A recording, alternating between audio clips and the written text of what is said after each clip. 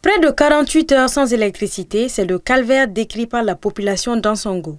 Selon les sources locales, la société Énergie du Mali attribue la coupure à un manque de carburant nécessaire pour faire tourner les groupes électrogènes qui alimentent la centrale locale.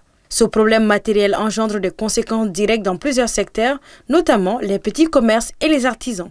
Sans électricité, les réfrigérateurs tombent en panne, les outils électriques ne fonctionnent plus et les pertes financières montent rapidement. Et le jeudi soir jusqu'à ce jour, nous n'avons pas reçu de courant. Le directeur local de l'EDEM est sorti pour dire que c'est le carburant qui n'est pas venu jusqu'à présent. Ils sont à l'attente. Le réservoir aussi est terminé. Ansongo Gao, ça fait 100 km. On ne peut pas rester quand même 3-4 jours à cause de 100 km sans ne pas avoir carburant. Et aujourd'hui, cela a engendré beaucoup de conséquences, surtout les femmes qui font la transformation agroalimentaire qui ne vit que du courant. Les soudeurs, pratiquement la ville ne vit que du courant. Nous sommes au XXIe siècle. En attendant le rétablissement, la ville d'Ansongo vit dans l'obscurité.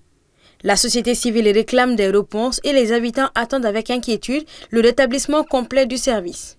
Même si dans les dits, on entend que le carburant sera là d'un moment à l'autre, ça peut soulager la population. Mais nulle part on entend ça. Donc les visions sont braquées sur l'axe Gao, mais jusqu'à présent, on n'a rien vu. Au-delà d'Ansongo, cette difficulté d'approvisionnement en carburant engendre des problèmes dans plusieurs secteurs dans les régions aussi bien qu'à Bamako. Hier vendredi, le Premier ministre, le général Abdoulaye Maïga, a reçu le comité interministériel de gestion des crises et catastrophes.